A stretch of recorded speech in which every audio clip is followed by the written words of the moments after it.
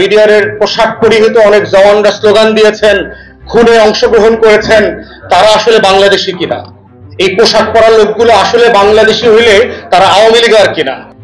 আপনি 19,000 লোককে গ্রেফতার করলেন প্রায় ইয়ের পরে, গণহত্যার পরে, সবাইকে ছেড়ে দিলেন কেন? এখন তো 500-র মতো লোক আছে ভিতরে, 530-35 জনের কথা শুনেছি।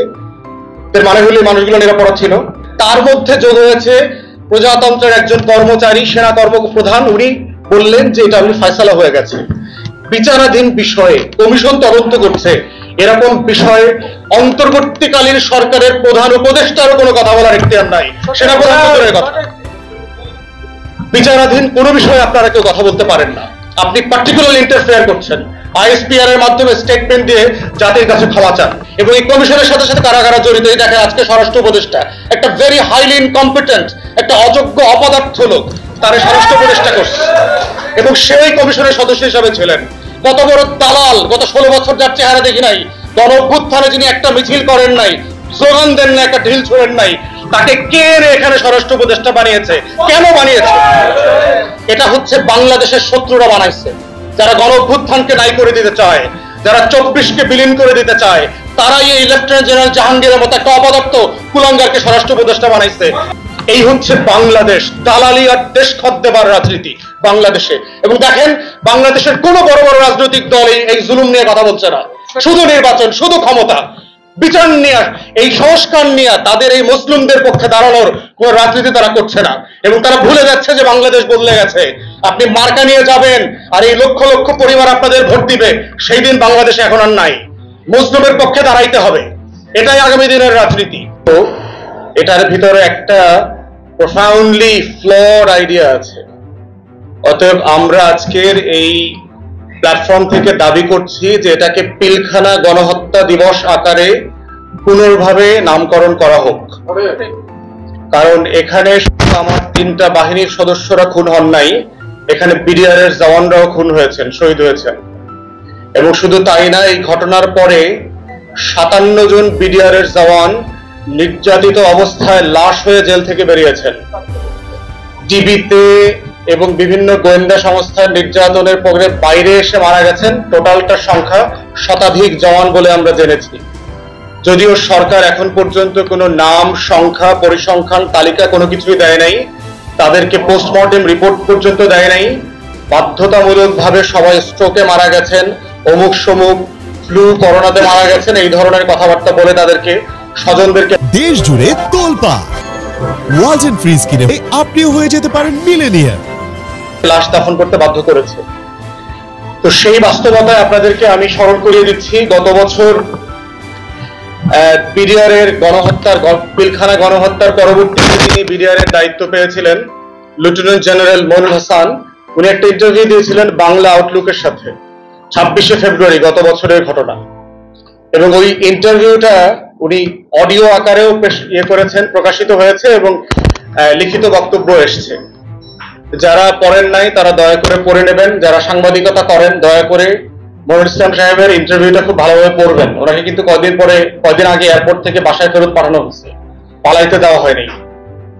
এবং সেখানে উনি অনেকগুলো গুরুত্বপূর্ণ কথা বলছেন যে কারা কারা দায়ী থাকতে পারে। এই প্রশ্নের উত্তর যখন উনি বলছিলেন, একটা কথা বলেছেন যে যেই ধরনের অস্ত্র ব্যবহার করে এই লেভেলের একটা গণহত্যা এবং ধ্বংসযজ্ঞ এখানে চালানো হয়েছে, সেই ধরনের অস্ত্রের আলামত এবং কোন প্রমাণ আমরা পরবর্তীতে দায়িত্ব নেবার পরে পাই নাই। যেই ধরনের অস্ত্র ব্যবহার করে অথবা যেই কায়দায়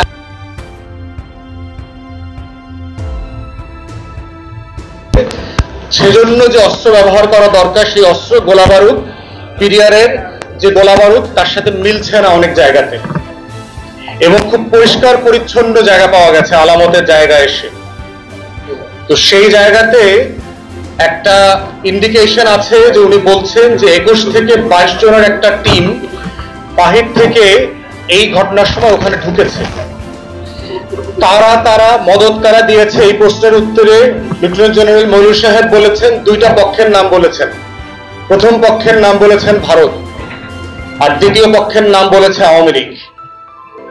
বাংলাদেশের গত 16 বছরের ইতিহাস পর্যালোচনা করলে যেটা আমাদের কাছে পরিষ্কার, এই লাল সবুজের পতাকাকে গত 16 বছর ধরে কারা অসম্মানিত করেছে, আমাদের ভোট, আমাদের গণতন্ত্র, আমাদের সার্বভৌমত্ব সবকিছুকে হেয় করেছে, ছোট করেছে, তার প্রত্যেকটা জায়গার সাথে এই দুইজন দেশীয় এবং বিদেশি শত্রুর নাম বারবার ঘুরে ফিরে এসছে। এবং এটা যিনি বিডিআর এর মহাপরিচালক ছিলেন, যিনি আওয়ামী লীগের দালাল টাইপের জেনারেল হিসেবে পরিচিত, কেন কোনো দালালে নাই বিডিআর কে ধ্বংস করার, যা এই মইনুল সাহেব করেন নাই। সেই মইনুল সাহেবের ইন্টারভিউ বলছে কিন্তু আওয়ামী জেনারেল, এরা বাংলাদেশ সেনাবাহিনীর জেনারেল না, কিন্তু এরা হচ্ছে আওয়ামী লীগের জেনারেল। শুধু মনোকষ্ট এই কারণে যে জেনারেল চিফ হইতে পারে নাই, সেনাপ্রধান হইতে পারে নাই বলিয়া ওনার মনোকষ্টটা উনি ছেড়ে দিয়েছেন হাসিনার উপরে। কিন্তু চরিত্র কিন্তু আওয়ামী খাইসলতের জেনারেলরা, গণহত্যার সাথে জড়িত, আমার প্রতিষ্ঠান ধ্বংসের সাথে জড়িত, বিডিআর এবং সশস্ত্র বাহিনীর সাথে বেইমানি করার চরিত্র তাদের মধ্যে আছে। এখন প্রশ্ন হচ্ছে যে এটা দিয়ে আমরা কি ইনফার করব? এটা দিয়ে ইনফার করার জায়গা হচ্ছে যে তাহলে রাষ্ট্রকে একটা দায় নিতে হবে যে এই ঘটনাটা আসলে কে ঘটিয়েছে। যেহেতু বিডিআর এর সাবেক মহাপরিচালক একটা কথা বলছেন, যিনি ওই সময়টাতে দায়িত্ব পালন করেছেন, তিনি যেহেতু অনেকগুলো পক্ষের কথা বলেছেন যে এখানে আওয়ামী লীগের নেতাদের সাথে মিটিং হয়েছে, এখানে জয় বাংলা স্লোগান দিয়ে জওয়ানরা, বিডিআর এর পোশাক পরিহিত অনেক জওয়ানরা স্লোগান দিয়েছেন, খুনে অংশগ্রহণ করেছেন, তারা আসলে বাংলাদেশি কিনা, এই পোশাক পরা লোকগুলো আসলে বাংলাদেশি হইলে তারা আওয়ামী লীগার কিনা, আওয়ামী লীগের যে নেতা এটার সাথে যুক্ত ছিল তাদেরকে জিজ্ঞাসাবাদ করবার জন্য কি চেষ্টা করা হচ্ছে। তাহলে সেইটার প্রেক্ষিতেই হচ্ছে আমি নিজেও, আমরা যখন প্রধান উপদেষ্টার সাথে দেখা করেছি, আপনারা যদি আমার ব্রিফিং দেখে থাকেন, আমি কিন্তু পরিষ্কার করে 4টা গণতদন্ত কমিশনের কথা বলেছিলাম। তার ভিতরে একটা বলেছি পিলখানা গণহত্যার কমিশন হইতে হবে, গণতদন্ত কমিশন। এবং সরকার কিন্তু প্রচন্ড প্রেসারে ছিল বিভিন্ন ফোর্সের কারণে যে এই ধরনের কোনো কমিশন যেন গঠিত না হয়। তারপরেও আমাদের প্রচন্ড প্রতিবাদ এবং মিডিয়াতে আমাদের আপনাদের পক্ষে কথা বলাটা জারি রাখার কারণে তারা শেষ পর্যন্ত কমিশন করতে বাধ্য হয়েছে, কিন্তু একটা কানা, বোবা, খোরা, আন্ধা, প্রতিবন্ধী কমিশন করে দিয়েছে। মানে কমিশন করে দিয়েছে কাজে, কিন্তু আসলে তার কোনো এখতিয়ার নাই। এখতিয়ার নাই কেন? যেটা আপনাদের দাবির মধ্যে, আপনারা 8 দফা দাবির মধ্যে উল্লেখ করেছেন যে 2 এর উমো বাতিল করবার জন্য ব্যতীত দিয়ে যেই মামলায় যাকে যাকে অভিযুক্ত করে সাজা দেওয়া হয়েছে সেই কমিশন তাদের ব্যাপারে কোনো তদন্ত করতে পারবে না। তাহলে তদন্ত বাকি থাকলো কি? তাহলে আপনি বলার চেষ্টা করছেন যে আওয়ামী লীগের আমলে এই গোলামরা, লেসপেন্সাররা যা যা করে দিয়েছে, আমরা অন্তর্বর্তীকালীন সরকারের এই কমিশন উহাকে ন্যায্য বলিয়া মানিয়া নিলাম, এই প্রজ্ঞাপনের মানে হলো তাই। তাহলে এইটা তো বিচার হইতে পারে না। এইটা তো জওয়ানদের পরিবারদের যে দুঃখ, কষ্ট, দুর্দশা, এইটার জন্য সমাধান হতে পারে না। এবং আমি যখন বিভিন্ন জেলায় যাই, আপনাদের যে কল্যাণ পরিষদ আছে, আপনাদের বিভিন্ন জেলার বিডিআর এর কল্যাণ পরিষদের ভাই বোনরা এসে আমার সাথে দেখা করেছে, জামালপুরে, শেরপুরে, রংপুরে, দিনাজপুরে, বিভিন্ন জেলাতে, নেত্রকোনাতে। এবং আমি আপনাদের দুঃখ কষ্টের যে গল্প শুনেছি, মানে এটা অমানবিক। বাংলাদেশের নাটক সিনেমা দেখলে মনে হয় যে এই দেশে নাটক লেখবার কোনো গল্প নাই, স্ক্রিপ্ট নাই। কিন্তু যারা স্ক্রিপ্ট লেখেন তাদেরকে শুধু বলবো যে বাংলাদেশের গত 16 বছরের মজলুমদের সাথে বসেন, তাদের জীবনের গল্প শোনেন। আপনি নাটক আর সিনেমা বানাতে বানাতে ইসরাফিল সিং গায়ে ফু দিয়ে দিবে, আপনার গল্প শোনা শেষ হবে না। এই হচ্ছে বাংলাদেশের নাটক সিনেমার গল্প। কিন্তু আপনাদের ওই রমনা, প্রেম, পরকীয়ার বাইরে আপনারা আর কোনো গল্প দেখেন না, চেনেন না, কারণ আপনার জীবন থেকে এত বেশি বিমুক্ত হয়ে গেছে। তো তাহলে গণতদন্ত কমিশনটা আসলে কি করতে হবে? মইনুল সাহেবের ইন্টারভিউ থেকে শুরু করে এই যে টোটাল অভিযোগগুলো, রিউমার আকারে বলেন, গসিপ আকারে বলেন, সমাজে যে ডমিনেন্ট আছে, এগুলোকে তো এক্সপ্লোর করতে হবে যে আসলে ফ্যাক্টস কি।